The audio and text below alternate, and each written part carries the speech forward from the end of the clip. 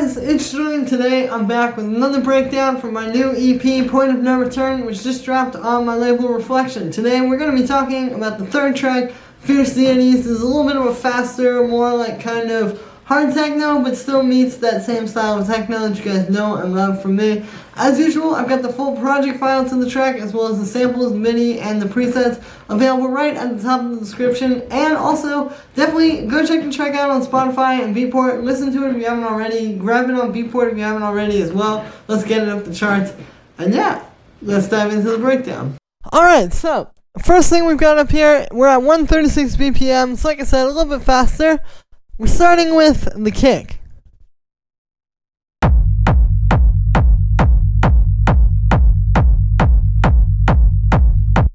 Now this kick is made using that same technique that I showed you in the last video. The interesting thing here is that typically, in these harder style of techno tracks, you wouldn't really use this type of kick, right? It would usually be more like 909 based. But I think that this worked really well in this track, so I wanted to explore that. But yeah, so it's that same thing when we have our main kick, the high punch layer, and then our rumble. And yeah, I think a lot of times people want to do just the punch, or just the kick and the rumble, but I think adding that extra little like on top really helps. And that's just a high pass kick with a little bit of distortion to make it hit a bit harder. And then on the group there, you can see I just have a high pass filter, which really just comes in the intro there. You'll see like, yeah, not a whole lot of this throughout this track, it kind of keeps with the more hard techno theme. And then I also have this EQ8 here cutting at 30 hertz because a lot of stuff, like pretty much we can't really hear anything lower than 20 hertz, and anything between 20 to 30 you're really not hearing either. So we're just cutting that because if you cut that, you can make a lot more headroom at the end for mastering, and your track is going to sound cleaner and more full. Then underneath that we have this respace.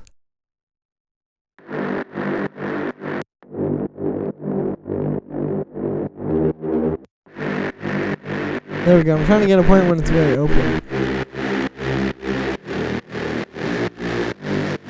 And here's the MIDI for that. It's a pretty basic minor scale sort of thing. The patch on this one, you can see I was playing around with this arpeggiator. The patch on this one is made using Serum. So the way this is made is it's just a saw wave and then this pulse wave here, where you can see it's like a very sharp pulse wave. And then I have the unison up on both of those. And there's also the sub oscillator there, just doing a sine wave. And then that's going into a low pass filter. And then we just have this EQ in here, which is kind of boosting certain frequencies. So then after that, with this drum bus, that's where you get the crunch, right? So here's without that.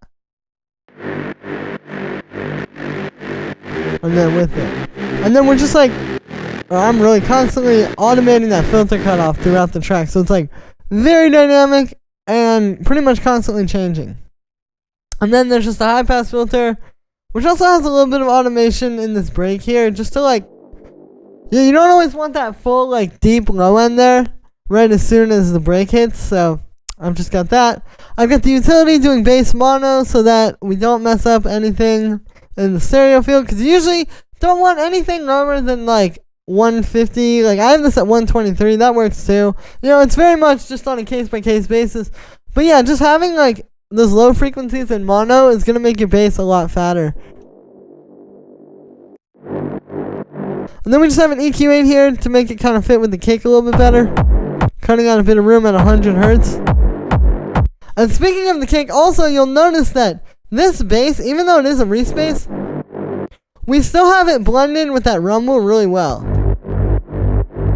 So where like when I play them side by side, you can hear each individual one, right? You can hear the rumble and you can hear the respace. And they're not really clashing. They're also in tune. So you gotta make sure, if you're gonna have this type of a bass over top of the rumble, you can totally do that. You just have to make sure that they're not clashing like that. And that just comes through high passing, making sure the rumble is in tune with the bass, and then also doing little stuff like this 100 hertz cut. And then finally we just have this volume shaper. And that's the thing that's just making it bounce up like that. Then underneath that, we have this pad.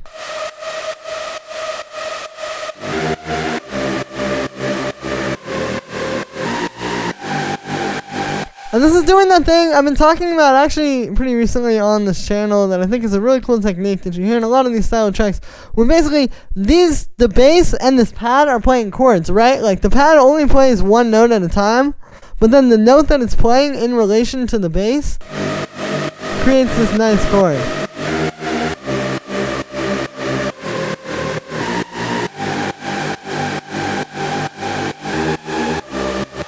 And that's really what we're going for there. It's going to create like a very interesting kind of feel. And all that really comes down to is just like, you know, you write the bass line and then you go and play this over top of it, and you know which notes are going to be in that scale. So just trying different notes essentially until you create the chords and the melodies that you want.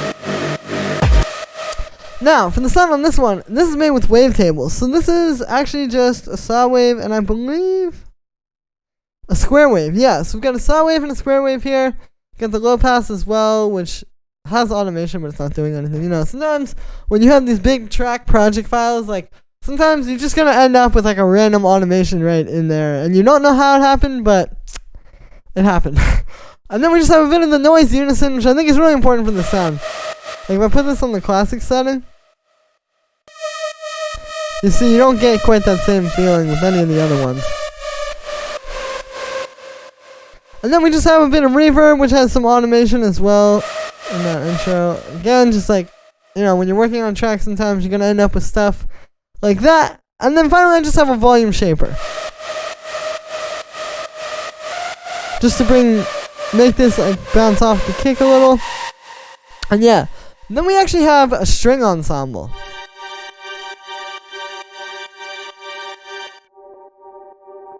Which if you listen to this with the pad and the bass,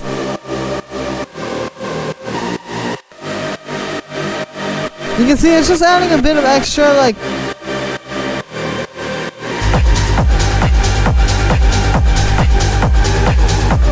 kind of nice melodic stuff in that part. And yeah, essentially that's just like a string ensemble. Now, this is one of those things that like most people probably want to do on a techno track. I wanted to explore it, right? Like, I wanted to try this big, like, almost like, you know, if we're talking about synth sounds too, almost like Vangelis-esque, or at least very Vangelis-influenced, sort of like string ensemble, but then juxtaposing that against, like, this, right? Like, where do you ever hear, like, these two elements side by side?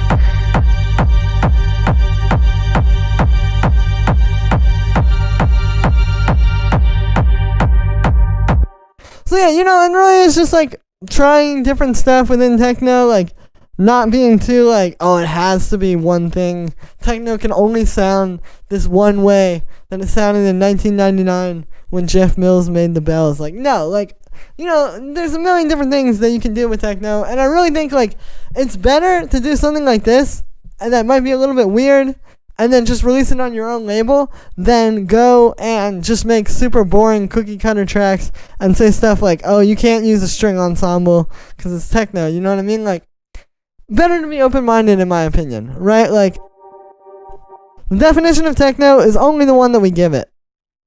But then that's just going through a bit of reverb. I have my ultimate stereo widening rack as well.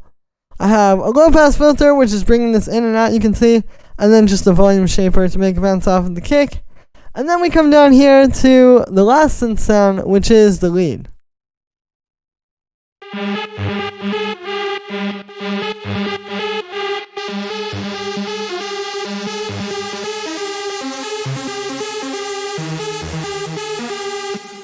So this is just playing the chord progression actually. What's happening is we have this like,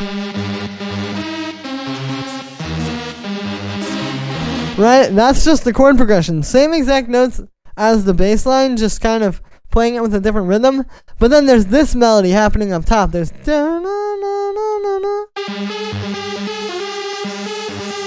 so you combine that on top, like it's this happening and this happening at the same time. And that's essentially how this lead works. It's just like that perfect combination between what the bass notes are doing and then having like a very simple, only 3-note, very close together notes as well. Melody in the top, but just like It's just very repetitive, so that's what's gonna make it catchy. That's very important. I think it can be tempting to have like your bass line and then have this play a different bass line. If you're gonna do this kind of a lead where you're gonna like have all these root notes and all this like chord information in there, make sure that you're just gonna follow whatever your bass line is with the respace, right? Like, because I tried a million different progressions with this, a million different things, and it just never quite sounded as good as when I just stuck to the bass line and then got creative with the top notes. And then for the sound, this one is actually made with Ableton Analog. So essentially what's happening here is, I'm pretty sure this might even be based on like one of the project files from my videos. Like this, you might have seen this lead at some point, and then I just turned it into this. But essentially, yeah, it's just two saw waves, a little bit of white noise. The first saw wave is detune, going into a low pass filter, which just has a little bit of an LFO on it. And then you can see, yeah, I've got the filter frequency being moved pretty much the whole time. So obviously, like, these synth sounds are going to have to be very dynamic, as you can see. And then we just have the amp envelope like that. And then I just have a bit of vibrato and some unison. And then we have some reverb. I've got my ultimate stereo widening rack, a bit of drum bus as well to kind of give it some more texture. I have a volume shaper, which just comes in to make it bounce off the kick like that. A high pass filter. And then finally, the famous bass clefs easy washout. If you know, you know. And yeah, so that's the lead. Again, it's actually pretty simple. You know, it's just a nice melody, really, I think, is going to be the key to this one. Like, if you have a really good melody, obviously, like, this stuff isn't even really going to matter that much. Like, if you have a really good melody, you're not even going to wonder if there's reverb on it or not. But then the reverb could be that thing that adds, like, 3% to make it go from 97% to 100%, you know? Or maybe from 100% to 103%. That's how you want to think about it. And yeah, then after that, we have the percussion. Now, it starts with just this loop that plays in the break. And that's just a loop that's like fading up. With that low pass filter, I've got a washout. And then we just do this little thing here, the little like reverse, and then I've got the tape stop on it. We have this percussion.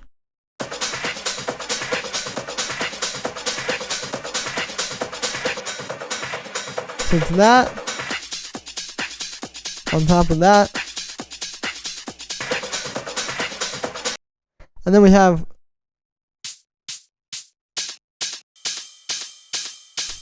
these playing over top of that.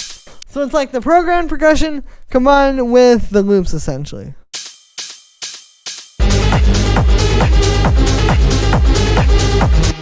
And then we also have this little effects that comes in, which really helps for the intro to make it like a bit more exciting.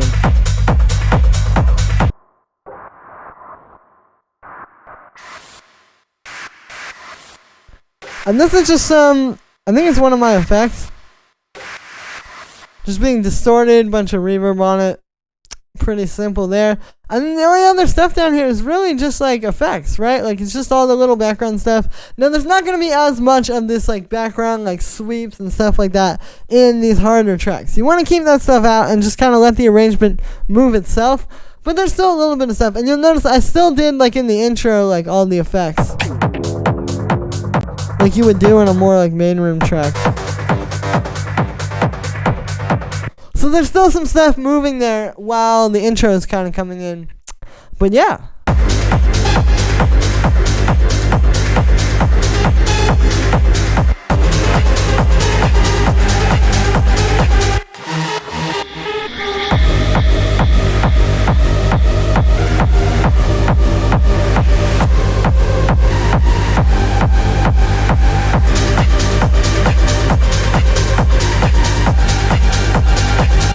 Alright, this track is really sick. This is definitely one of my favorites that I've put out in a minute. And yeah, so that was going to be it for this one, guys. I hope you enjoyed. As always, make sure to like this video as well as subscribe. And let me know what you think of this video in the comments. Like I said in the beginning, you can get the full project files, samples, the MIDI, the presets, literally everything from this track that I've just released is available right in the top of the description so you can learn from it and figure out how to make your own tracks. Maybe you take it, try to turn it into something, send it to me for the label, who knows. But it's all available down there. You know, you just get everything you need to kind of tear this apart and understand how a professional track is working and how you can make your own. So yeah, thank you so much everybody for the support. I really appreciate it. Every sale and the sample packs really helps keep me going so I can keep bringing you guys new videos and music and content every single day. And yeah, thanks everybody, and I'll see you tomorrow with another video.